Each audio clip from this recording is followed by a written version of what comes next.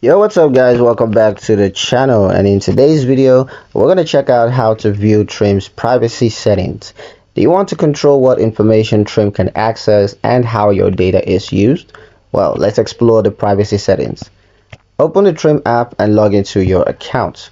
Once you're logged in, tap the profile icon or the menu button and then find settings or privacy. Here you're going to see options to manage data sharing preferences, permissions, and marketing communications. You can adjust what personal info Trim collects and limit access to certain amounts of data types. Look for options like manage data sharing, add preferences, or account privacy. You can also view Trim's privacy policy to understand exactly how your data is handled. Make changes according to your comfort level and always save your settings before exiting.